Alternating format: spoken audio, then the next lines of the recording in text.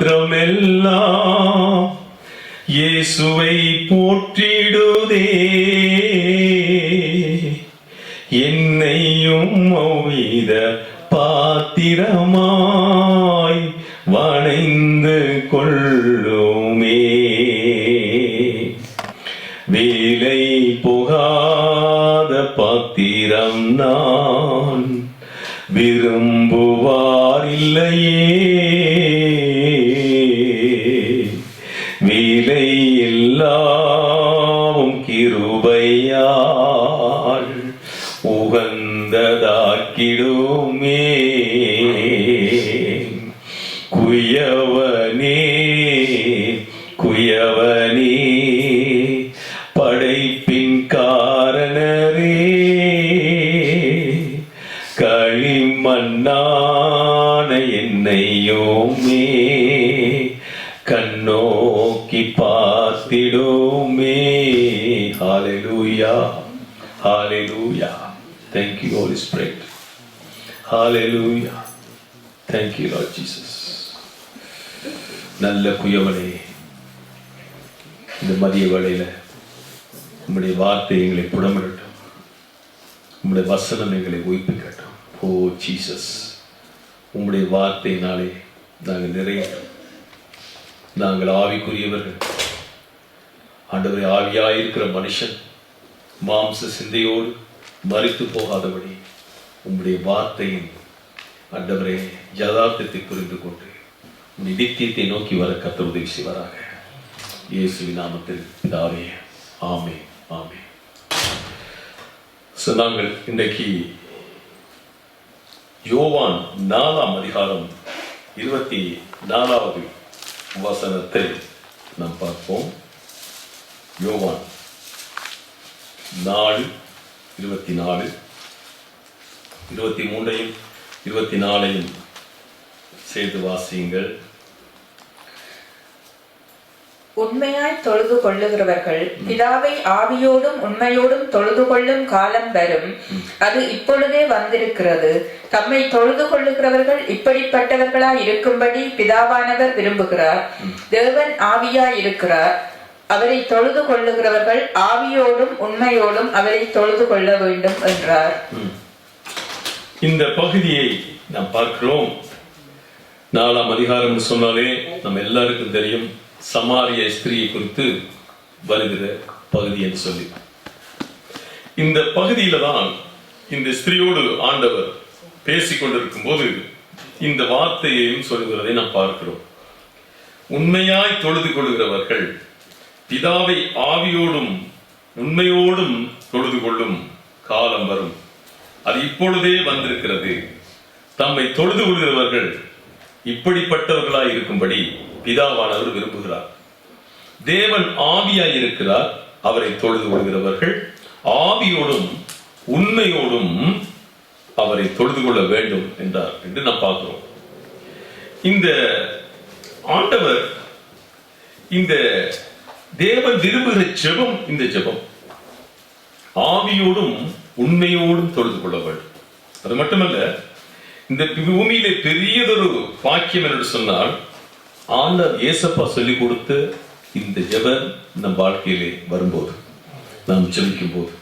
அதனால தான் தேவனுடைய பிள்ளைகளே, the greatest achievement on the earth is to pray as God wants us to pray. தேவன் எப்படி நாங்கள் ஜெபிக்க வேண்டும் என்று விரும்புகிறாரோ அப்படி நாம் ஜெபிக்க வேண்டிய ஒரு ஜெபம் தான் இங்கே சொல்லப்பட்ட ஜெபம். நீங்க அநேகர் பாருங்க, ஆவியோடும் உண்மையோடும் தொழுது கொள்கிறார்களா கேள்வி. ஆவியோடும் தொழுது கொள்கிறார்கள் சொன்னா, நல்லா கவனிச்சுங்க சொன்னா, தேவன் ஆவியாய் இருக்கிறார், மனுஷனும் ஆவி.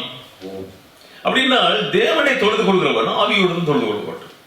அவருடைய ஆவியோடு தொழுது கொள்ள வேண்டும் சொன்னா, பரிசுத்த ஆவியானவர் பயன்படுத்துகிற ஆயுதமாகிய வார்த்தையை நாம் பெற்றிருக்க வேண்டும். அதை பார்க்கிறோம். ஆவியோடும் உண்மையோடும் நாம் தொழுது கொள்ள வேண்டும்.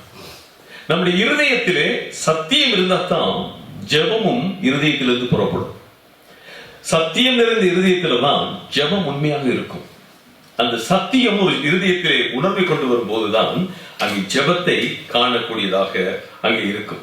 இங்க பாருங்க, வேதம் சொல்கிறது மத்தேயு 5ஆம் அதிகாரம் 3வது வசனம் சொல்கிறது, ஆவியிலே எளிமை உள்ள மனுஷன் பாக்கியவான் என்று சொல்லி இங்கே வேதம் சொல்கிறது. பாருங்க, ஆவியிலே எளிமை உள்ள மனுஷன் தான் பாக்கியவானா. ஏன் அப்படி சொல்லப்பட்டிருக்கிறது யோசிச்சு பாருங்க. ஆவியிலே எளிமை உள்ள மனுஷன் பாக்கியவான் சொல்லப்பட்டிருக்கிறது. இன்னைக்கு இந்த ஒரு மனுஷன் இன்றைக்கு உலகத்திலே பொருளாலேயோ பணத்தாலேயோ பாக்கியவானாகிறது கிடையாது. இவையெல்லாம் நிலையில்லாதது, இவையெல்லாம் அழிந்து போகும். இன்றைக்கு கோடீஸ்வரன் நாளைக்கு பிச்சைக்காரன், இன்றைக்கு பிச்சைக்காரன் நாளைக்கு கோடீஸ்வரனா இருப்பான். இன்னைக்கு அப்படிதான் உலகம் போய்கொண்டிருக்கு. இன்றைக்கு ஒரு இடத்துல இருக்க பணம் வந்து நிரந்தரமா நிற்கிறது அல்ல, அது அவன் தேவைக்கு தான் இருக்கும், அது மற்றொரு இடத்துல இருக்கும். எல்லார் கையிலும் இருக்கிற இவைகள் எல்லாம் நிரந்தரமானதல்ல. அதனால தான் யோபு 1:21 எடுத்து படிச்சு பாத்தீங்கன்னா, அந்த யோபுல சொல்றாரு, நான் நிர்வாணியாய் வந்தேன், நிர்வாணியாக போகிறேன்னு சொல்றாரு.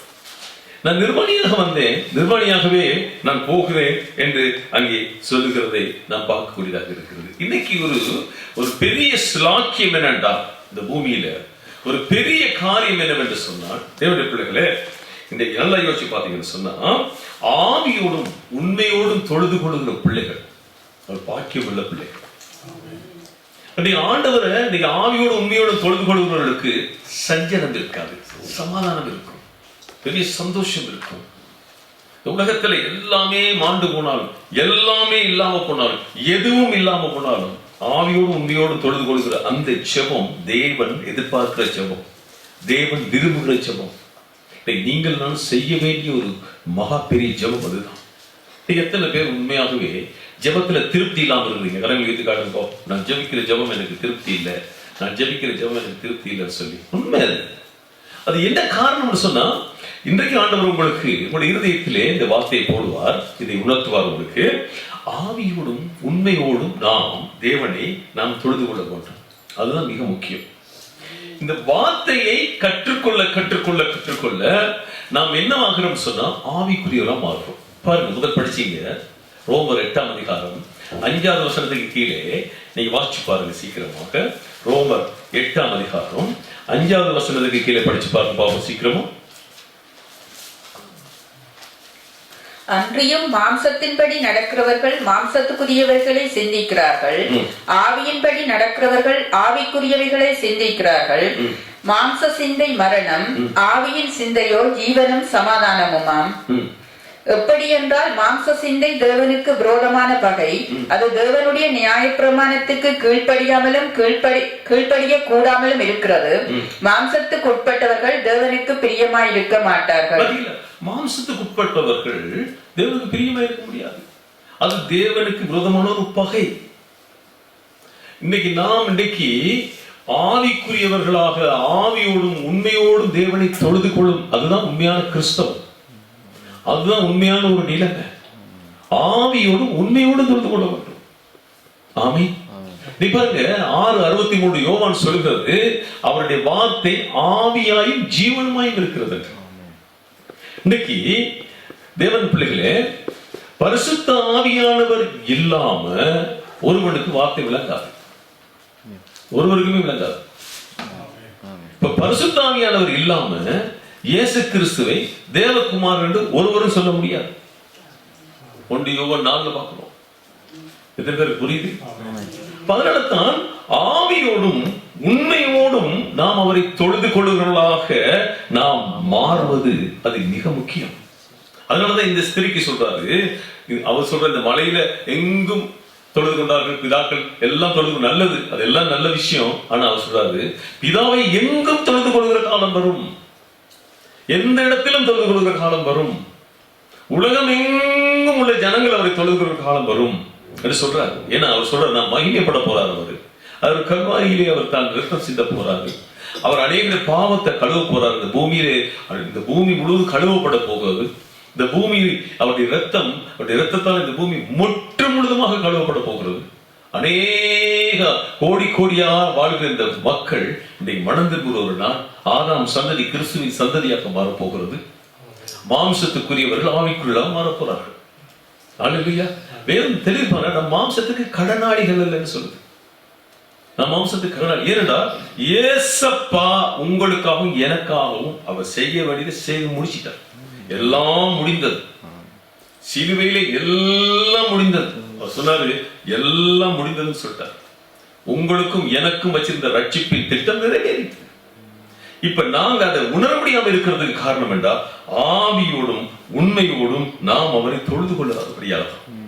அல்லேலூயா. ஆவி அநேகருக்கு ஆவி என்ன தெரியாது. இருதயம் என்னங்க அந்த ஆவி? இந்த மனுஷனுடைய இருதயத்துலதான் இன்னைக்கு கிறிஸ்டியானிட்டி ஆரம்பமாகுது. இன்னைக்கு அநேகருக்கு இந்த இருதயத்துல வசனத்தை கொள்ளுங்கன்னு சொன்னா நம்ம கேட்டுட்டு போயிடுறாங்க. அதை ஆராய்ச்சி பண்றது இல்லை, அதை சிந்திக்கிறது இல்லை. நீதிமொழிகள் 4ஆம் அதிகாரத்துல இருதயத்தை குறித்து தெளிவாக எழுதப்பட்டிருக்கிறது. எல்லா காவலோடும் நாம் அதை காத்துக்கொள்ள வேண்டும். எல்லா காவலோடும் நாம் இருதயத்தை காத்துக்கொள்ள வேண்டும் என்று சொல்லி வேதம் சொல்லுகிறது. அல்லேலூயா. அதிலே தேவனுடைய பிள்ளைகளே, 1 தெசலோனிக்கேயர் 5ஆம் அதிகாரம் 23ஆம் வசனத்தை பார்த்தீங்கன்னா, சமாதானத்தின் தேவன் தாமே உங்களை முற்றிலும் பரிசுத்தமாக்குவாராக. உங்கள் ஆவி, ஆத்துமா, சரீரம் முழுவதும் நம்முடைய கர்த்தராகிய இயேசு கிறிஸ்து வரும்போது ஹல்லேலூயா குற்றமற்றதாக இருக்கும்படி காக்கப்படுவதாக. ஆமென். குற்றமற்றதாக இருக்கும்படி காக்கப்படுவதாக. ஆமென். பாருங்க, ஆவி, ஆத்துமா, சரீரம், ஆவி, ஆத்துமா, சரீரம் அவைகள் தேவன் வரும்போது எப்படி இருக்கணுமோ குற்றமற்றதாக அது இருக்க வேண்டும். அப்படி அது இருக்கவே காக்கப்படுவதாக. இதை பாருங்க, ஆண்டவர் ஒரு இடத்துல ஒரு காரியத்தை சொல்றாரு. அவர் ஒரு வெளியரங்கமான ஒரு பரிசேயர் கூட்டத்தை அவர் பார்த்துட்டு சொல்றாரு. அவர்களுடைய வாழ்க்கை முழுக்க அப்படிதான் இருக்குது. இந்த 4 சுவிசேஷத்துல பாத்தீங்கன்னா அவர்களோடு இருந்த பெரிய போராட்டத்தை நீங்க பாக்குறீங்க. ஆண்டவர் அவருடைய போதனையை அவர்கள் கேட்காதபடிக்கு அவர்கள் அல்லல் தட்டினதையும், அவர் கல்லெறிவதற்கு அவர் மேலே கல்லெறிய துடிக்கிறதையும், அவர் தான் தேவன் குமாரன், தேவன் மெசியா என்று சொல்லும் போது அதை ஏற்றுக்கொள்ளாதபடிக்கு அவர்கள் கோபம் கொடுக்கிறதையும், அது தேவதூஷணமாக அவர்கள் அங்கே கருதுகிறதையும் நாம் இங்கே பார்க்கக்கூடியதாக இருக்கிறது. நீங்க மத்தேயு 23ஆம் அதிகாரத்துக்கு வந்தீங்கன்னு சொன்னா இந்த சம்பவத்தை நீங்க பார்க்கலாம். இதை இந்த இடத்துல நாம் தெளிவாக சில காரியத்தை நாம் விளங்கிக் கொள்ளக்கூடியதாக இருக்கிறது. மத்தேயு 23ஆம் அதிகாரம் 1வது வசனத்திலிருந்து 3வது வசனம் வரைக்கும், அடுத்தது 25லிருந்து 28 வரைக்கும். பின்பு இயேசு ஜனங்களையும் தம்முடைய சீசர்களையும் நோக்கி, வேதபாரகரும் பரிசேயரும் மோசேயினுடைய ஆசனத்தில் உட்கார்ந்திருக்கிறார்கள். ஆகையால் நீங்கள் கைக்கொள்ளும்படி அவர்கள் உங்களுக்கு சொல்லுகிற யாவையும் கைக்கொண்டு செய்யுங்கள்.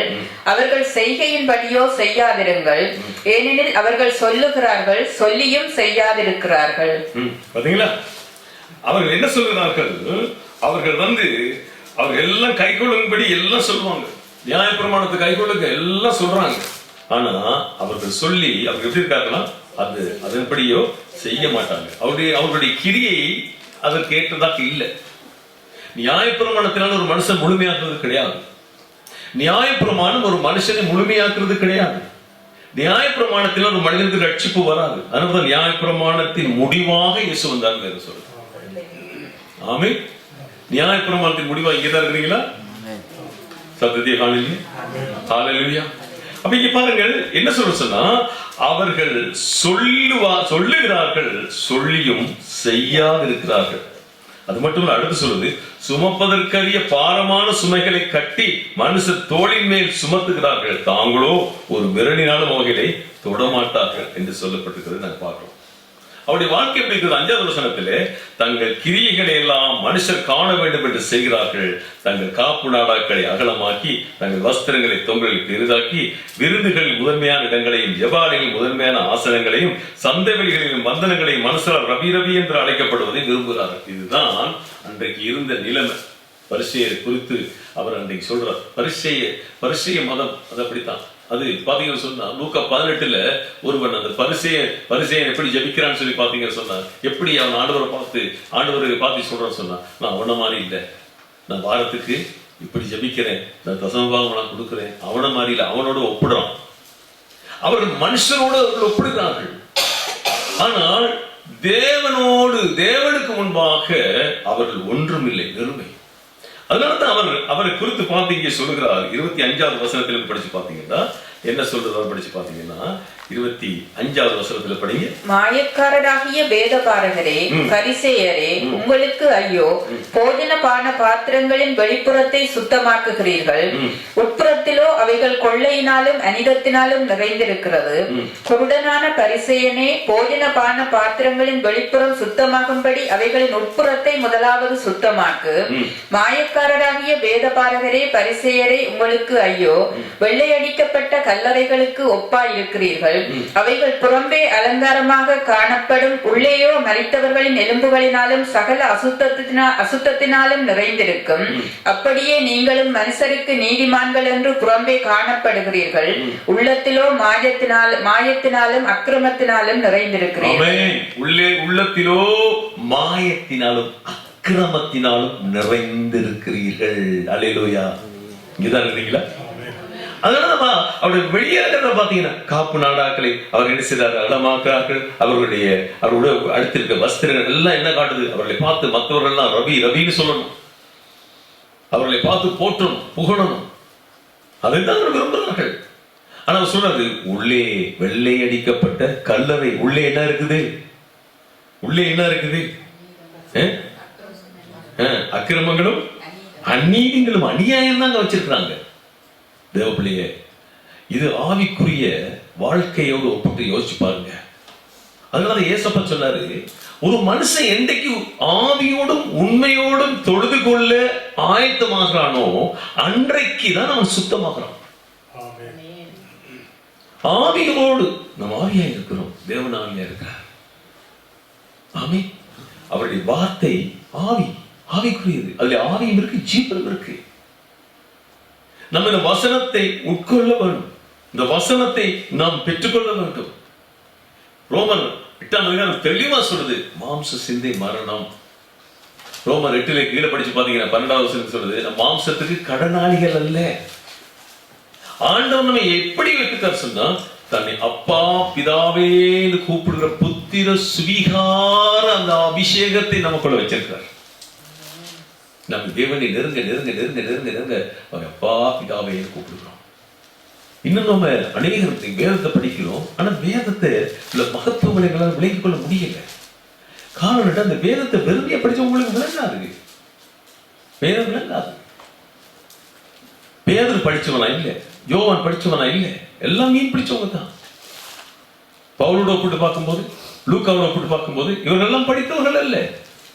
ஆனா அவர் பாருங்க, ஒரு வார்த்தை தான் சொன்னாங்க, என்னிடத்தில் என்ன இருக்குது? இயேசுவின் நாமம் இருக்கிறது, பொன்னோ வெளியே இடத்துல இல்லப்பா, ஆனா என்னிடத்தில் உள்ளதை நமக்கு தரேன்னு சொன்னார். இன்னைக்கு ஏன் நம்ம என்ன நினைக்கிறோம்னு சொன்னா, இந்த வேதம் படிக்கிறதுக்கு எனக்கு படிப்பு நிறைய தேவை. அப்கோர்ஸ் வாசிக்கிறதுக்கு கொஞ்சம் தெரிஞ்சிருக்கத்தான் வேணும். ஆனா அது கூட வாசிக்க தெரியாதவர்கள் கூட நீங்க தேவனை அண்டி கொண்டீங்கன்னா, தேவ ஆவியானவரை பெற்றுக்கொண்டீங்கன்னா, உங்களுடைய இருதயத்தை திறந்து இதோ நான் வருகிறேன் தேவனே என்று சொல்லி உங்களை நீங்கள் மாற்றிக்கொண்டீங்கன்னு சொன்னா, தேவன் உங்களை எப்படி ஆக்குவார் சொன்னா, அதிக ஞானவான்களை பார்க்கிலும் உங்களை விசேஷத்தவனா மாற்றுவார். ஆமென். ஹல்லேலூயா.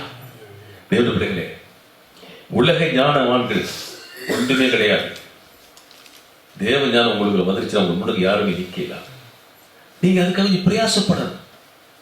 நீங்க கொஞ்சம் பிரயாசப்படணும். இந்த வேத வசனத்தை உட்கொள்ள பழக்க வேண்டும், வேத வசனத்தை உள்வாங்க வேண்டும். இங்கே பாத்தீங்கன்னா, இந்த பரிசேயர் வாழ்க்கையை பாத்தீங்கன்னு சொன்னா அது எப்படி இருந்துச்சுன்னு சொன்னா, அது வெள்ளையடிக்கப்பட்ட கல்லறை, அது வெளியரங்கமான அலங்காரம் தான். உள்ளுக்கு ஆண்டவர் எதிர்பார்க்கிற கனி அவரிடத்துல இல்லை. அவர் சாப்பிடக்கூடியதாக ஒன்றுமே இல்லை, அவர் ஒன்றுமே கிடையாது. பேதுருவிட்ட கேட்டாங்க, பிள்ளைகளே உங்கள்ட்ட என்ன இருக்கிறது? எனக்கு எத்தனை மீனை பிடிச்சிங்க, கொண்டு வாங்க. கரையில் இருந்து கேட்கிறார், ஒன்றுமே இல்லை. வசனத்தை விட்டு ஓடினார்கள், அவர்கள் ஒன்றும் இல்லை. என்றைக்கு பேதுரு ஒப்பு கொடுத்தானோ அன்றைக்கு தான் வாழ்க்கை மாறிச்சு. இங்க கூட நீங்க பாருங்க, இந்த 23ஆம் அதிகாரத்துல அந்த 28வது வசனத்தை சொல்றது, அப்படியே நீங்களும் மனுஷருக்கு நீதிமான்கள் என்று புறம்பே காணப்படுகிறீர்கள், உள்ளத்திலோ மாயத்தினாலும் அக்கிரமத்தினாலும் நிறைந்திருக்கிறீர்கள். பாத்தீங்களா? இன்னைக்கு சில காரியங்கள் வெளியில அலங்காரமா இருக்கும், ஆனா உள்ளுக்கு கொண்டு இருக்காது. சில நேரம் சாப்பாடு பாத்தீங்கன்னா, மேசையில சில சமையல் சாப்பாடுகளை பாத்தீங்கன்னா நல்லா இருக்கும், நல்லா சமைச்சு வச்சிருப்பாங்க. அதே சாப்பாடு நீங்க போய் சாப்பிடும் போது அதுக்குள்ளே இருந்து பழுதாகி ஒரு துர்நாற்றம் வரும்னா அதை நீங்க சாப்பிடுவீங்களா? அது உங்களால சாப்பிட முடியுமா? யோசிச்சு பாருங்க. அந்த சாப்பாடு உங்களுக்கு கொஞ்சம் ஒரு துர்நாற்றம் கொஞ்சம் பழுது என்று கிட்ட போய் அதை கொஞ்சம் உங்களுடைய வாயில வைக்கும் போது அது நல்லா இல்லைன்னு சொன்னா நீங்க அதை அப்படியே விட்டுருவீங்க, சாப்பிட மாட்டீங்க. அது பிரயோசனம் இருக்காது, அந்த உணவு உங்களுக்கு பிரயோசனம் இருக்காது. அதே மாதிரிதான் நீங்க ஆவிக்குரிய வாழ்க்கையில இன்னைக்கு நம்முடைய வாழ்க்கையில இருதயம் அழகு இல்லைன்னு சொன்னா மற்றவர்களுக்கு நாம் பிரயோசனம் இல்லாம போயிடும். நாம் தேவனை ஆவியோடும் தொழுது கொள்வதற்கு உண்மையோடும் தொழுது கொள்ள அந்த நிலைக்கு நாம் வரும் வரைக்கும் நம்முடைய ஆசீர்வாதங்கள் தாமதமாகுது. நாம் மற்றவருக்கு பிரயோசனம் இல்லாம இருப்போம். உலக வாழ்க்கையில வாழலாம், பாரம்பரியமாக வாழலாம், பழக்க வழக்கங்கள், நம்முடைய உலகத்தில் உள்ள சொந்தங்கள், பந்தங்கள், அவர்களெல்லாம் நம்ம சேர்ந்து ஓடலாம், பாடலாம், எல்லாம் செய்யலாம், அவர் கூப்பிடலாம், விருந்து வைக்கலாம், எல்லாம் இருக்கும். ஆனா இந்த வாழ்க்கையை நம்ம எல்லாவற்றுக்கும் மேலா நம்ம நினைச்சோம்னு சொன்னா நம்முடைய ஆவிக்குரிய வாழ்க்கை அது ஒரு கேள்விக்குறியா மாறிடும். நம்முடைய உள்ளம் அழகாக மாற வேண்டும். கிறிஸ்தவம் என்பது நம்முடைய இருதயம் அழகாக மாறுவதுதான். இருதய அலங்காரம் அதுதான் கிறிஸ்தவம். இருதயத்திலே அழகு இருக்க வேண்டும். ஆவியோடும் உண்மையோடும் நாம் தொழுது கொள்ள வேண்டும். அதே தான் லூக்கா 11 சொல்றாரு. 38 40 வரைக்குள்ள வசனங்களை எடுத்து படிச்சு பார்த்தீங்கன்னா லூக்கா 11 38 லூக்கா 11 38 40 வரைக்குள்ள வசனங்களை படிச்சு பாருங்க. அவர் போஜனம் பண்ணுகிறதற்கு முன் கை கழுவாமல் இருக்கிறதை பரிசேயன் கண்டு ஆச்சரியப்பட்டான். கர்த்தர் அவனை நோக்கி, பரிசேயராகிய நீங்கள் போஜனமான பாத்திரங்களின் வெளிப்புறத்தை சுத்தமாக்குகிறீர்கள், உங்கள் உள்ளமோ கொள்ளையினாலும் பொல்லாப்பினாலும் நிறைந்திருக்கிறது. மதிகேடரே, வெளிப்புறத்தை உண்டாக்கினவர் உட்புறத்தையும் உண்டாக்கவில்லையோ? உங்களுக்கு உண்டானவைகளில் பிச்சை கொடுங்கள், அப்பொழுது சகலமும் உங்களுக்கு சுத்தமாயிருக்கும். வெளிப்புறத்தை உண்டாக்கினவர் உட்புறத்தை உண்டாக்கவில்லையோ? அவர் என்ன சொல்றாரு? மாயக்காரராகிய பரிசேயரே. இன்னைக்கு நம்ம வாழ்க்கையில பாருங்க, ஒரு மனிதனுடைய இருதயத்தில் நாம் உண்மையான அன்பில்லாம போய் கை கொடுப்போம்டா நம்மளும் இந்த பரிசேய ஆவியுள்ளவர்களாக தான் மாறும். நம்ம ஒருவர் என்ன செய்யணும்? இருதயத்துல கையை கொடுக்க வேண்டும். நம்ம இருதயத்தில் விருத்த சேதனம் உள்ளவர்கள். பக்கத்துல பார்த்து சொல்லுங்க, இருதயத்தில் விருத்த சேதனம் உள்ளவர்கள். நாம் ஒருவர் எப்படி இருக்கலாம்? இருதயத்திலே கை கொடுக்க வேண்டும். இருதயத்தினால் நாம் நேசிக்க வேண்டும். இன்னைக்கு நம்முடைய இருதயம் அப்படி இல்லாத பட்சத்துல உங்களுக்கு தான் பாதிப்பு, உங்களுக்கு தான் சமாதானம் இல்லை, உங்களுக்கு தான் கஷ்டம், உங்களுக்கு தான் துக்கம், உங்களுக்கு தான் வேதனை. நாம் அப்படி இருக்கக்கூடாது. இன்னைக்கு சபையில அநேக காரியங்கள் இன்னைக்கு ஒப்பு கொடுக்க வேண்டும். நிறைய விஷயங்கள் நாம் இந்த நாட்களில் நாம் ஒரு திருப்தியை நின்று கொள்றோம். எல்லாம் நமக்கு இதுதான் கிறிஸ்தவ வாழ்க்கை அப்படின்ட்டு நாம அப்படி நின்றுறோம். கிறிஸ்தவ வாழ்க்கை அது கிடையாது. ஆவியிலே எளிமை இருக்க வேண்டும். ஆவியோடும் உண்மையோடும் தொழுது கொள்கிறோம் நாங்கள் மாற வேண்டும். சத்தியம் நிறைந்தவர்களாக நாங்கள் மாற வேண்டும். அல்லேலூயா, அல்லேலூயா. இன்னைக்கு பாருங்க, இன்னைக்கு ஒரு மனுஷன் இன்னைக்கு அகத்தின் அழகுதான் முகத்துல தெரியும். அகம் தான் நல்லா இருக்க வேண்டும், முகம் அல்ல. அகம் நல்லா இருக்க வேண்டும். உங்களுக்கு இன்னைக்கு முகம் நல்லா இருந்து திருமணம் முடிச்சவனெல்லாம் இன்னைக்கு படுற பாடு எனக்கு தெரியும். ஆனா அகம் நல்லா இருக்கணும், அவன் தான் நல்லா இருப்பான். இங்கே இருக்கிறீங்க? அல்லேலூயா. அகம் நல்லா இருக்கணும். ஆமே. நம்ம இப்படிதான் நம்முடைய வெளித்தோட்டத்தை பார்த்து அவர் நல்லவருங்க, வல்லவருங்க, அவருடைய நடையை பார்த்தீங்கன்னா ரஜினிகாந்த் மாதிரி இருக்குங்க, இப்படி பார்த்து ஏமாந்தது எத்தனையோ கேஸ் இன்றைக்கு எல்லாம் இன்னைக்கு துக்கத்தில் இருக்கு. ஆமே. என் மனைவி ரோஜா கலருங்க, என் மனுஷிய மூக்கு கிளி மூக்கு மாறிங்க. நம்ம இதெல்லாம் சொல்ல மாட்டோம். இப்படிதான் நம்ம இதைத்தான் நம்ம பார்த்து இன்னைக்கு வஞ்சிக்கப்பட்டு போயிருக்கிறோம். இந்த குடும்பங்கள் படுற கஷ்டங்கள். இருதயத்தில் நேசிக்க வேண்டும். சபையிலே இருதயத்தினாலே ஒருவர் நாம் நேசிக்க வேண்டும். அல்லேலூயா. அப்படி இல்லைன்னா ஆண்டவரை தூக்கப்படுத்துறோம். ஆண்டவரை நாங்க தூக்கப்படுத்துறோம். நம்மளை நெருங்கி வர முடியாம இருக்கிறது. அதுதான் இன்னைக்கு பாருங்க, எரேமியா 17:9 சொல்லுகிறது, மனுஷனுடைய இருதயம் திருக்குள்ளது மகா கேடுள்ளது என்று வேலை சொல்றது. மகா கேடுள்ளது என்று சொல்லி அது சொல்லுகிறதை நாம் பார்க்கக்கூடியதாக இருக்கிறது. நீதிமொழிகள் 4ஆம் அதிகாரத்தில் படிச்சு பார்த்தீங்கன்னா 20-23 சொல்லுண்டு, எல்லா காவலோடும் இருதயத்தை நீ காத்துக்கொண்டு சொல்லி. இப்ப பிரசங்கி வாங்க 9ஆம் அதிகாரம் 3-4 வரைக்கும் பாருங்க. 3-4 வரைக்கும் பாருங்க. எல்லாருக்கும் ஒரே விதமாய் சம்பவிக்கிறது. சூரியனுக்கு கீழே நடக்கிறது எல்லாவற்றிலும் விசேஷித்த தீங்காம். ஆதலால் மனுபுத்திரரின் இருதயம் தீமையினால் நிறைந்திருக்கிறது. அவர்கள் உயிரோடு இருக்கும் நாளளவும் அவர்கள் இருதயம் பைத்தியம் கொண்டிருந்து பின்பு அவர்கள் செத்தவர்களிடத்திற்கு போகிறார்கள். இதற்கு நீங்களாய் இருக்கிறவன் யார்? உயிரோடு இருக்கிற அனைவரிடத்திலும் நம்பிக்கை உண்டு. செத்த சிங்கத்தை பார்க்கிலும் உயிருள்ள நாய் வாசி. விளங்குது? செத்த சிங்கத்தை பார்க்கிலும் உயிருள்ள நாய். ஆமென். செத்த சிங்கம் மகாவீரம். அதான் ராஜான்னு சொல்லும் சிங்கம். காட்டுக்கு எந்த மிருகத்துக்கும் பயப்படாது. அது இப்ப இந்த காட்டு இதுல பாத்தீங்கன்னா மிருகங்களுக்கு பாத்தீங்கன்னா இந்த சிங்கத்துல சேட்டைகள் எல்லாம் மற்ற மிருகம் காட்டுட்டு சிங்கத்தை அடிக்க வலிக்கிட்டு இப்ப. ஆமென். ஒரு விதமான காட்டு மாடுகள் ஒன்று சேர்ந்ததுன்னா சிங்கத்தை அடிக்குது இன்றைக்கு. என்ன நான் அது காட்டின சேட்டை, அது எப்படி வளைக்கிறது எப்படி அடிக்கிறதோ அது எனக்கு தெரியும். இன்னைக்கு பாத்தீங்கன்னா தேவனுடைய பிள்ளைகளே, இது ஏன் இப்படி சொல்லப்பட்டிருக்கிறதுன்னு சொன்னா, இந்த சிங்கம் எல்லா மிருகங்களை கண்டு பயந்து ஓடும் அளவுக்கு அந்த சிங்கத்துல நிலைமை. இந்த சிங்கம் மகா வீரம் உள்ளது. ஒன்றுக்கும் பயப்படாது, எதிர்த்து நிற்கும், ஒன்றுக்கும் பயப்படாது.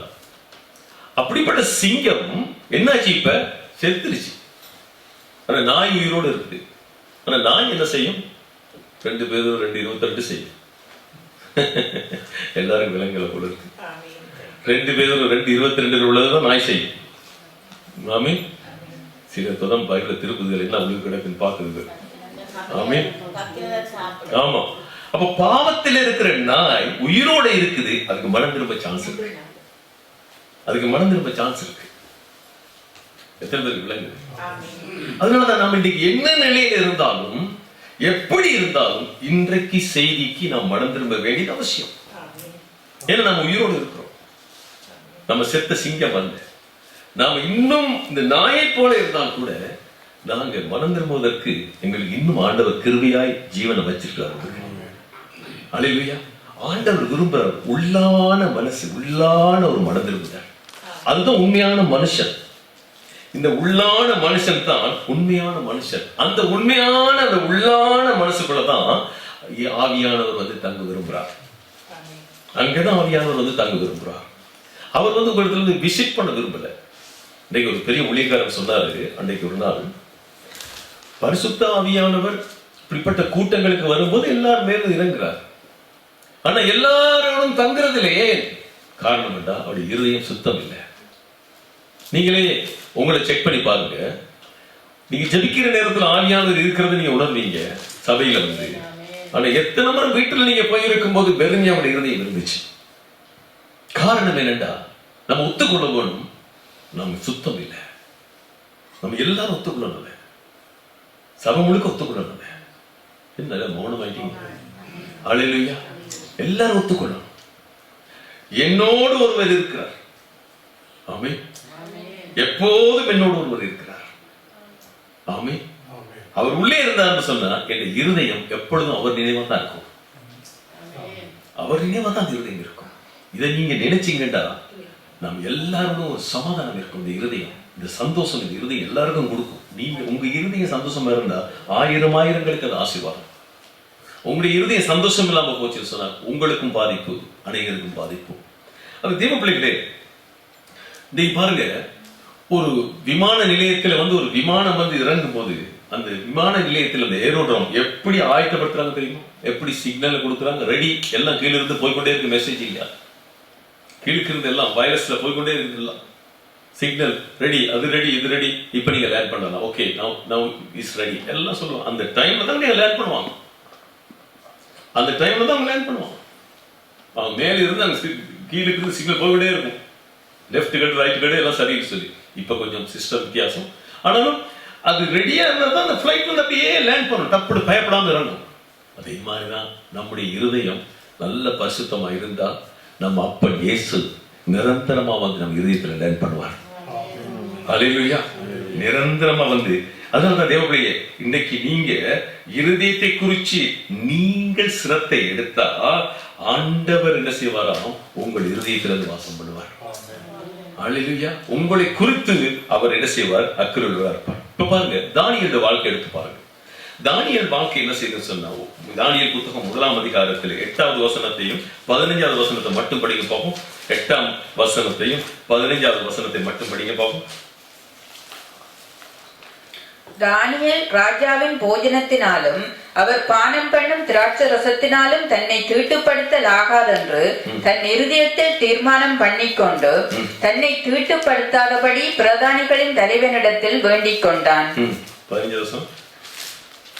10 நாள் சென்ற பின்பு ராஜ போஜனத்தை புசித்த எல்லா வாலிபரை பார்க்கிலும் அவர்கள் முகம் களையுள்ளதாயும் சரீரம் புஷ்டியுள்ளதாயும் காணப்பட்டது. பாருங்க வார்த்தையை. இவர்கள் எல்லாம் வந்து எங்கிருந்து வந்தார்கள் சொன்னா, இங்கே பாபிலோனுக்கு அவர்கள் எங்கிருந்து, அங்கே யூத பிள்ளைகள் அங்கிருந்து பாபிலோனுக்கு கொண்டு வரப்பட்டார்கள். அன்றைக்கு பாபிலோனில் கொண்டு வந்து அந்த வாலிபர்களை கொண்டு வந்து அங்கே வைத்திருந்தார்கள். அன்றைக்கு உங்களுக்கு தெரியும், சிறைவாசம் யூதர்களுக்கு கிடைத்த நேரத்தில் இந்த வாலிப பிள்ளைகளை சேர்ந்து அப்பதான் சொன்னாங்க, எங்களுக்கு இந்த பருப்பு கீரை இப்படியானதை தாங்க, எங்களுக்கு 10 நாளைக்கு கொடுத்து பாருங்க நாங்க இப்படி இருக்கிறோம் சொல்லி. இது அந்த நேரத்துல தான் அதே மாதிரி அந்த விசாரிப்புக்காரன் என்ன செய்தான், அவர்களுக்கு வெறும் பருப்பு வகைகள் இந்த மாதிரி சாப்பாடு கேட்டதை கொடுத்தான். ஆனா இங்க வாசித்தபடி 15 நாட்கள் 15ஆம் வசனத்துல வாசித்தபடி 10 நாட்கள் போய் பார்க்கிறோம். அந்த ராஜ போஜனத்தை உண்ட அந்த வாலிபர்களை விட இவர்கள் எப்படி இருந்தார்களாம்? புஷ்டியாய் முகக்கலையோடு இருந்தார்கள் சொல்லி சொல்கிறது. பாருங்க, தன்னை தீட்டுப்படுத்திக் கொள்ள விரும்பவில்லை. நீங்க யாரு? தேவனுடைய பிள்ளைகள். நீங்க யாரு? தேவனுடைய பிள்ளைகள். சாதாரண உணவாலே தீட்டுப்படுத்த அவர்கள் விரும்பாதன்னு சொன்னா அவருடைய இருதயம் எவ்வளவு அழகாக இருந்திருக்கும். உங்களுக்கு தெரியும், இந்த தானியேல் 6ஆம் அதிகாரத்திலே அவருக்கு ஒரு சோதனை வருகிறது. அந்த ராஜாவை 30 நாட்கள் என்ன செய்ய வேண்டுமோ வணங்க வேண்டும் என்று சொல்லி, அந்த நேரத்தில் ராஜா என்ன செய்தார்? அந்த தானியேல் என்ன செய்தார்? 30 நாட்கள் ராஜாவை வணங்கவே இல்லை. எல்லாரும் வணங்கணும். வணங்காதவர்கள், அங்கே வணங்காதவர்களுக்கு என்ன நடக்கும்? சிங்க கவியில தூக்கி போடுவார்கள். ஆனா தானியேல் என்ன செய்தார்? தீவிரமா இருந்தார். என்ன நடந்தாலும் நான் என் தேவனை தவிர யாரையுமே நான் சொல்லிக் கொள்ள மாட்டேன். 30 நாட்கள் காலையிலும் மாலையிலும் அவன் என்ன செய்தார்? தொடர்ந்து ஜெபித்தார். 6ஆம் அதிகாரத்தில் நீங்க படிக்கலாம். ஆனால் இதை போய் அவர்கள் சொன்னார்கள், அவர்கள் இஸ்ரவேல் தேவன் வேறு தேவனை அவர் வணங்குகிறார்கள் என்று சொல்லி. அந்த நேரத்தில் என்ன நடந்தது? ராஜா சைன் பண்ணிட்டார் தானே, 30 நாட்கள் தன்னை வணங்கலன்னு சொன்ன கட்டாயம் சிங்க கவியில யாராலும் தூக்கி போடணும்னு சொல்லி அவருடைய ராஜாவுடைய எல்லா ஊழியக்காரரும் சேர்ந்து அவருக்கு ராஜா சைன் பண்ணிட்டார். அது போல தாவீது மேல அவர் பிரியமா இருந்தாலும் தாவீதை என்ன செய்தாரு? சிங்க கவியில தூக்கி போட்டார். ஆனா என்ன நடந்துச்சு? சிங்க கவியில தூக்கி போட்டதுக்கு என்ன நடந்துச்சு? யோசிச்சு பாருங்க, என்ன நடந்துச்சு? இவர்கள் 3 பேரோட இருந்தது 4வது ஆள் என்ன செய்தாங்க? உலாவி கொண்டிருக்கிறார். ஆமே, படிச்சு பாருங்களா? 6ஆம் அதிகாரம் தானியேல் புத்தகத்துக்கு போய் உங்களுக்கு வருஷ கணக்காட்சி போல இருக்கு. சிலருக்கு பார்க்க தெரியுது, முகங்களை பார்க்க தெரியுது. அப்ப அங்க பாத்தீங்கன்னா இவர்களோட சேர்ந்து இன்னொருவர் என்ன செய்யறார்? வளம் வந்து கொண்டே இருக்கிறார். அப்பதான் அந்த 6ஆம் அதிகாரத்திலே அங்கே ராஜா கேட்கிறாரு, தானியேலே உன்னை சிங்கங்கள் சேதப்படுத்தவில்லையான்னு சொல்லி. இல்ல ராஜா, நான் நம்புற தேவன் என்னை காத்தார்னு சொல்லி. அப்ப ராஜா உடனே ஒரு அறிக்கையை சொல்கிறார், அந்த இஸ்ரவேலின் தேவனே தேவன் என்று சொல்லி அதே இடத்துல அவர் அறிக்கை பண்ணுகிறார். அவரை விட வேறு தேவன் இல்லை. அந்த 6ஆம் அதிகாரம் கடைசி 3 வசனத்தை படிக்க பார்ப்போம். என் ராஜ்யத்தின் ஆளுகைக்குள் எங்கும் உள்ளவர்கள் யாவரும் தானியேலின் தேவனுக்கு முன்பாக நடுங்கி பயப்பட வேண்டும் என்று என்னாலே தீர்மானம் பண்ணப்படுகிறது. அவர் ஜீவனுள்ள தேவன், அவர் என்றென்றைக்கும் நிலைத்திருக்கிறவர். அவருடைய ராஜ்யம் அழியாதது, அவருடைய கர்த்தத்துவம் முடிவு பரியந்தமும் நிற்கும். தானியேலை சிங்கங்களின் கைக்கு தப்புவித்து அவரே தப்புவிக்கிறவரும் ரட்சிக்கிறவரும் வானத்திலும் பூமியிலும் அடையாளங்களையும் அற்புதங்களையும் செய்கிறவருமாய் இருக்கிறார் என்று எழுதினான். தரியுவின் ராஜ்யபார காலத்திலும் பெர்சியனாகிய கோரேசனுடைய ராஜ்யபார காலத்திலும் தானியேலின் காரியம் ஜெயமாயிருந்தது. ஒரு மனுஷனுடைய இருதய அழகு அந்த இடத்துல என்ன ஒரு மாற்றத்தை கொண்டு ஒரு ராஜா அறிக்கை பண்ணும் அளவுக்கு அந்த இடத்துல ஒரு மாற்றத்தை கொண்டு வந்தது. தேவர்களே, உங்களோட வாழ்க்கையில் என்னுடைய வாழ்க்கையில் வெற்றி வேற எங்கேயும் கிடையாது, இந்த இருதயத்தில் தாங்க இருக்கு. இந்த இருதயம் சுத்தமா இருக்க வேணும்டா, இன்றைக்கு கற்றுக்கொண்டது போல ஒவ்வொரு நாளும் இந்த வசனத்தை சொல்லி சொல்லி நீங்க ஜெபிக்க வேண்டும். வார்த்தை இல்லாம உங்களால ஜெபம் வராது. வார்த்தையை உங்களுக்கு ஃபீட் பண்ணணும். தேவ ஆவி ஒரு மனுஷனுக்குள்ள இல்லைன்னு சொன்னா அவன் வசனமே விளங்காது. ஏன்னா வசனம் ஆவியோடு இணைந்தது. பரிசுத்த ஆவியானவரும் வார்த்தையும் பிரிக்க முடியாது. வார்த்தை கேட்க கேட்க வாசத்தை கேட்டுக்கொண்டது அத்தனை பேர் மேலும் பரிசுத்த ஆவியானவர் இறங்கினார். எத்தனை பேருக்கு தெரியும்? வசனத்தை நீங்க உற்று கேட்டீங்கன்னு சொன்னா உங்கள் மேலேயும் பரிசுத்த ஆவியானவர் இறங்குவார், நம்ம மேலே இறங்குவார். ஹல்லேலூயா. அதுல தேவனுடைய பிள்ளைகளே, இன்னொரு விஷயத்தை நீங்கள் கற்றுக்கொள்ள வேண்டும் என்று சொன்னா எபிரேயர் 11:3 எடுத்து படிச்சு பார்த்தீங்கன்னு சொன்னா இன்னைக்கு பாருங்க, நம்ம இன்னைக்கு இந்த உலகத்தில் இருக்கிற மூலப்பொருட்கள்ல நாம் மூழ்கி கிடக்கிறோம். மெட்டீரியல் திங்ஸ், இந்த உலகத்தில் இருக்கிற இந்த உடைமைகள், உலகத்தில் இருக்கிற பொருள், பணம், இதுகளுக்குள்ள இன்னைக்கு நம்முடைய இருதயம் மூழ்கி போய் கிடக்குது. ஆனா இன்றைக்கு பாத்தீங்கன்னா உலகத்திலே நீங்க காண்கிறவைகள் உங்கள் கண்களுக்கு தெரியுற அத்தனையையும் எது உண்டாக்கினது பாருங்க. 11:3 சீக்கிரம் படிங்க. விசுவாசத்தினாலே நாம் உலகங்கள் தேவனுடைய வார்த்தையினால் உண்டாக்கப்பட்டதென்றும் இவ்விதமாய் காணப்படுகிறவைகள் தோன்றப்படுகிறவைகளால் உண்டாகவில்லை என்றும் அறிந்திருக்கிறோம். பாத்தீங்களா, காணப்படுகிறவைகள் வேறு, தோன்றப்படுகிறவையினாலே ஒரு மெட்டீரியல் திங்ஸ் இன்னொரு மெட்டீரியலால உருவாக்கப்படவில்லை. புரியுதா? ஒரு மெட்டீரியல் திங் இன்னொரு மெட்டீரியலால இருக்கும். No material thing has been created by another material thing. அதாவது நீங்க காணப்படுகிற இவைகளால வேறு உருவாக்கப்படவில்லை. இதைதான் சொல்றது பரிணாம கொள்கைன்னு சொல்றது. இன்னைக்கு அநேகர் இந்த தியரியை இன்னைக்கு நம்புறாங்க. ஆனா கிறிஸ்தவ வாழ்க்கையில் அப்படி அல்ல. இன்னைக்கு இவைகள் நீங்க காண்கிற எல்லாமே காணப்படாதவைகளால் உருவாக்கப்பட்டது. உங்களுக்கு இன்னும் அது மனதில் அது இதயத்தில் வரைக்கும் இன்னும் அது இதயத்து உள்ளுக்கு வந்திருந்தா நீங்க ஆமீன் சொல்லிட்டீங்க. இந்த காண்கிற எல்லாமே காணப்படாத அவருடைய வார்த்தையினால் சொல்ல உருவாக்கப்பட்டது. அப்ப ஆவிதான் நீங்க உருவாக்குறது. ஸ்பிரிட் அன்றைக்கு ஆரம்பத்தில் பாத்தீங்கன்னா உலகம் தோன்றுகிற போது பரிசுத்த ஆவியான ஜனத்தின் மேலே அசைவாடி கொண்டிருந்தார். அவர் தான் நம்மை உண்டாக்கினார். நம்ம பாருங்க எப்படி உருவாக்கி வச்சிருக்காருன்னு சொல்லி, நம்ம எப்படி உண்டாக்கி இருக்கிறாரு பாருங்க. இந்த உலகத்தில் நமக்குரிய எல்லாவற்றையும் உண்டாக்கினது அவர் தான். எல்லாவற்றையும் உண்டாக்கி ஆண்டுகொள்னு சொன்னாரு ஆதாமுக்கும் ஏவாளுக்கும். ஹல்லேலூயா. அதுல இங்கே பாத்தீங்கன்னு சொன்னா இன்றைக்கு நாங்க இந்த சத்தியத்தை சரியா விளங்கி கொண்டோம்னு சொன்னா உண்மையான நம்ம ஆவியோடு உண்மையோடு தொழுது கொண்ட வாழ்க்கையில ஒன்றுமே குறைப்படாது. எல்லாம் உங்களுடைய காலடிக்கும். அன்றைக்கு அப்போஸ்தலர் எல்லாம் கூட பாதங்களில் தான் போய் சேர்த்தாங்க. காணி பூமி எல்லாத்தையும் வித்து கொண்டு கெடுத்தாங்க. ஏன்னா அந்த அளவுக்கு சத்தியம் அவளுக்குள்ளே அவர் உணர்வை கொடுத்தது. எல்லாத்தையும் பாதத்துல வந்து போட்டாங்க. சில சபைகளில் பார்த்தீங்கன்னு சொன்னா பாஸ்டர் அங்க பலிபீடத்தில் அவர் பிரசங்கிச்சு கொண்டிருக்கும் போது காணிக்கையில கொண்டு அப்படியே கீழே கொண்டு போவோம். அந்த அளவுக்கு பணத்துக்கோ பொருளுக்கோ இன்றைக்கு அவருடைய இருதயத்தில் இடமில்லைங்கிறது அது உணர்த்துது. அதனால நீங்க நல்லா விளங்கி கொள்ளுங்க. திருப்பி சொல்றேன், இந்த 11:3 நீங்க திரும்ப படிக்க வீட்டுல போயிட்டு இந்த 11:3 நம்ம காண்கிறவைகள் எல்லாமே காணப்படாதவைகளால் உருவாக்கப்பட்டது. அப்படிதான் நம்ம இருக்கு. இன்னொரு வாசி காட்டுங்க. விசுவாசத்தினாலே நாம் உலகங்கள் தேவனுடைய வார்த்தையினால் உண்டாக்கப்பட்டதென்றும் இவ்விதமாய் காணப்படுகிறவைகள் தோன்றப்படுகிறவைகளால் உண்டாகவில்லை என்றும் அறிந்திருக்கிறோம். எல்லாரும் படிப்போம், எல்லாரும் படிப்போம், எல்லாம் ஒரு வாசிக்க பார்ப்போம்.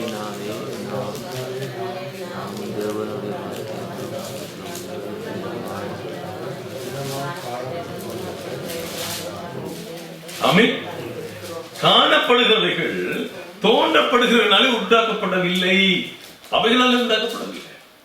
இவைகள் எல்லாம் உண்டாக்கினது அவருடைய ஆவி, தேவனுடைய ஆவியானவர். வார்த்தை சொல்ல சொல்ல சொல்ல உருவாக்கப்பட்டதுதான் அது. அதில் இது எல்லாம் அழிந்து போகும்.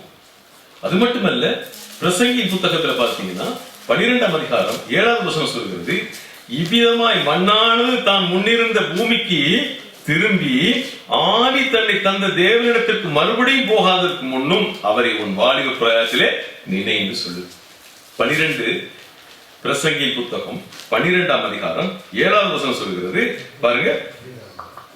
இவ்விதமாய் மண்ணானது தான் முன்னிருந்த பூமிக்கு திரும்பி ஆவி தன்னை தந்த தேவனிடத்திற்கு மறுபடியும் போகாததற்கு முன்னும் அவரை உன் வாலிப பிராயத்திலே நினை.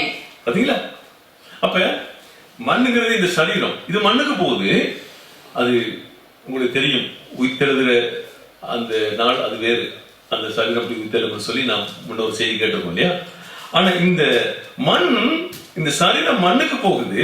அதே நேரத்துல நமக்குள்ள இருக்கிற ஆவி தன்னை தந்த யார் இடத்துல போகுதான்? தேவனிடத்துக்கு போகுது. இதுதாங்க இன்னைக்கு நாம ஆவியோடும் உண்மையோடும் நாம் தொழுது கொள்ள வேண்டும் சொல்றது. நீங்க எத்தனை பேர் அப்படி தொழுது கொள்ளுவோம்? எத்தனை பேர் இந்த நாட்களில் அப்படி ஜெபிக்க முடியல? மன சஞ்சலத்தோடு நாம சில நேரம் ஜெபிக்கிறோம். கர்த்தர் பிரியப்பட மாட்டார்கள். மன வேதனையோடு ஜெபிக்கிறோம். மன அமைதி இல்லாம ஜெபிக்கிறோம். குழப்பத்தோடு நின்று ஜெபிக்கிறோம். ஒரு கடமைக்கு ஜெபிக்கிறோம். இவையெல்லாம் தேவனுடைய சமூகத்துக்கு போகாது. இந்த ஜெபம் எல்லாம் அது தேவனுக்கு விரோதமான காரியம். மாம்ச சிந்தை தேவனுக்கு விரோதமான பகை என்று எதுவும் சொல்கிறது. அதனாலதான் இன்னைக்கு நம்ம சரீரத்தை எப்படி எல்லாம் கவனிக்கிறோம் யோசிச்சு பாருங்க. இந்த சரீரத்துக்கு எப்படி எல்லாம் சாப்பாடு, நம்ம நஞ்சு கிடந்த சாப்பாடு சாப்பிடுவோமா? சாப்பிட மாட்டோம். ஒரு வார்த்தை சொல்லி நீங்க ஒரு மருந்து நீங்க குடிச்சா கூட அது சைடு எஃபெக்ட் வருமா? அது பக்க விளைவுகள் வருமா? அது வருமா? இது வருமா? சரீரத்தை ரொம்ப கவனிக்கிறோம். ஆனா அதே நேரத்துல நம்முடைய இருதயத்தை எந்த அளவுக்கு பாதுகாக்கிறோம்? நம்ம இருதயத்துக்கு நல்ல ஔஷதம். ஒரு நாளைக்கு எத்தனை டெப்லெட் வேணாலும் நீங்க குடிக்கலாம். அந்த வார்த்தையை சொல்றேன். இந்த வசனத்தை உட்கொள்ள உங்களுடைய இருதயம், உங்களுடைய ஆவி என்னவாகுதுன்னு சொன்னா எப்படி ஆகுது? தேவனுக்கு பிரியமாகுது. தேவன் வாசப்படுகிற அந்த ஆலயம் தேவனை நோக்கி செல்கிறது. தேவனுடைய ஆவியானவர் இன்னைக்கு அநேகர் இந்த நாட்களே இன்னும் இந்த அடிப்படை சத்தியத்தை விளங்கிக் கொள்ளாமல் நாங்கள் இருக்கிறோம்.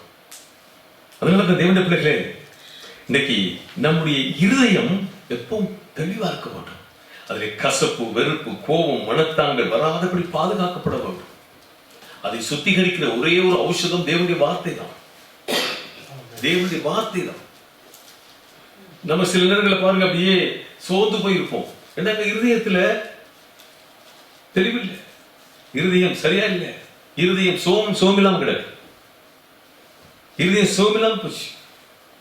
உங்களுடைய இருதயம் சிக்காச்சு. பக்கத்துல பார்த்து கேளுங்க, உங்களுடைய இருதயம் எப்படி இருக்கு சொல்லி. எப்படி இருக்குது கேளுங்க. How is your heart?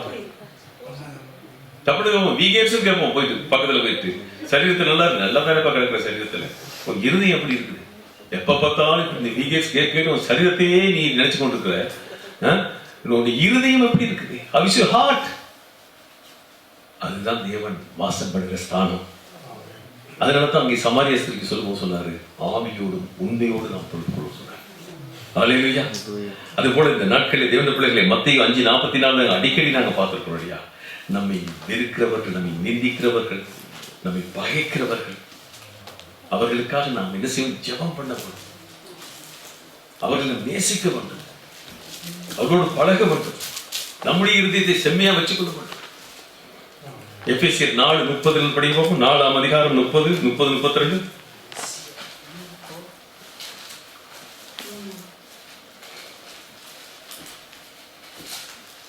எபேசியர் 4:30, 32.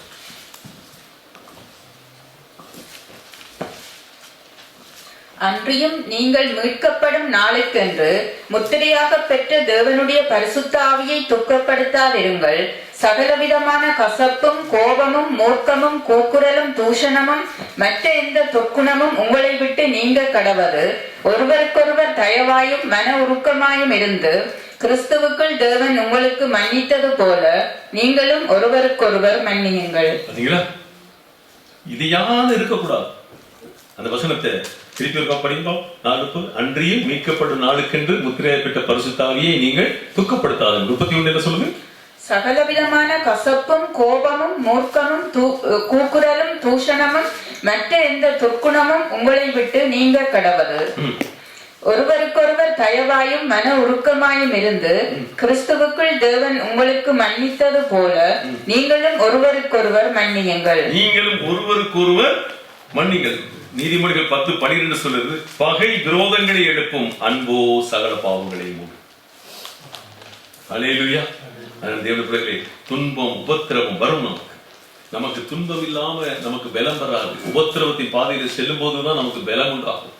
யோசேப்பு வந்து அன்னைக்கு எல்லாராலும் அன்னைக்கு அங்கீகரிக்கப்பட எல்லாருக்கும் யோசேப்பு தெரிய வர காரணம், ராஜா யோசேப்பை கூப்பிட்டு அந்த இடத்துல அவன் ஒரு அடுத்த ஸ்தானத்தை கொடுப்பதற்கு அந்த முழு தேசத்துக்கும் காரணம் என்னன்னு சொன்னா, அவனுடைய இருதயம் தேவனோடு இருந்ததுதான்.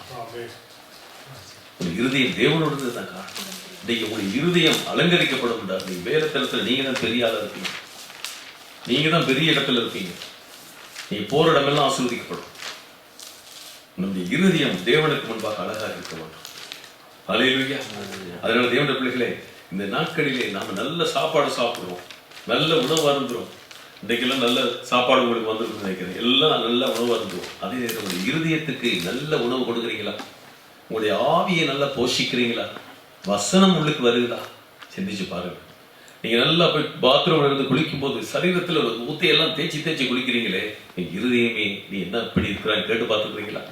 உங்களுடைய இருதயத்தை கேட்டு பார்த்தீங்களா? எப்பயாவது உங்களுடைய இருதயம் எப்படி இருக்குன்னு சொல்லி யோசிச்சு பார்த்தீங்களா? எப்படி இருக்கிறீங்கன்னு கேட்டு பார்த்தீங்களா? கண்ணாடி முன்னால போய் நின்று நல்லா தலையை எடுத்து முகத்துக்கு கிரீம் பூசி எல்லாம் பார்க்குறீங்க. வாட் a பியூட்டி, என்ன ஹேண்ட்ஸம், என்ன மாதிரி இருக்கிறேன் அப்படி நமக்குள்ள ஒரு பெருமை வந்துருது. இருதயம் எப்படி இருக்குது? உள்ளான மனுஷனுடைய அழகு எப்படி இருக்குது? எல்லாத்தையும் இந்த நாட்களிலே யோசிச்சு பார்க்க, தேவ பிள்ளையே, தேவ சிந்தையாக மாறுங்க, தேவ வார்த்தையினாலே கட்டப்படுங்க. கிறிஸ்டியானிட்டி அதுதான். நீங்க எந்த மெசேஜை நீங்க எடுத்தாலும் இருதயம் சம்பந்தப்பட்டுதான் இருக்கும். ஏன் சொன்ன, கிறிஸ்தவமே இருதயத்துல தான் தொடங்குது. கிறிஸ்டியானிட்டிக்குள்ள எப்பவும் மனம் நமக்கு சந்தோஷமாக இருக்க மாட்டோம். அதுதான் கிறிஸ்தவம். நாம் கூடி வருகிறோம். நம்ம கூடி வரும்போது நம்ம இருதயம் நம்ம என்ன செய்யணும், அது பழுது இருந்தால் சரிப்படுத்திடணும். அது அடுத்த நிமிஷத்துக்கு வைக்கக்கூடாது. அடுத்த நிமிஷம் என்ன நடக்குமோ தெரியாது. அந்த விரோதங்கள், பகைகள், கோபங்கள், மனஸ்தாபங்கள் எதுவும் நமக்கு இருக்கக்கூடாது. கிளீனா இருக்க வேண்டும். கோபங்கள், வைராக்கியங்கள், கசப்புணர்வுகள் நம்மை சேதப்படுத்தாத படிக்கு இந்த வார்த்தை நம்மை சுத்தமாக்க வேண்டும். கொலை செய்து கொண்டதவன் தான் இந்த சவுல். ஆனா பவுலுடைய வார்த்தை பார்த்தீங்களா? நான் சொன்னேன், எனக்கு வாழ்ந்திருக்கவும் தெரியும், தாழ்ந்திருக்கவும் தெரியும், பசியோடு இருக்கவும் தெரியும், தாகத்தோடு இருக்க அவனுக்கு தெரியும், பட்டினியா இருக்க அவனுக்கு தெரியும், நித்திரை இல்லாமல் இருக்கவும் தெரியும், உறக்கம் இல்லாமல் இருக்கும். சொன்ன எல்லாராலும் துடைத்து போடப்படுகிற குப்பையா நான் இருக்கிறேன். எல்லாரும் என்ன நிந்திக்கிறாங்க, ஆனா யார் நினைப்பாக இல்லை. ஸ்தேவான் சொல்லுகிறான், 7ஆம் அதிகாரம் அப்போஸ்தலர் 60வது வசனத்துல கடைசி 60வது வசனத்தில் சொல்லுகிறான், ஆண்டவரே இந்த பாவம் இவர்கள் மேல் சுமராது இருப்பதாக சொல்லி. ஏசப்பா சொன்னாரு, பிதாவே இவர்களை மன்னியும்.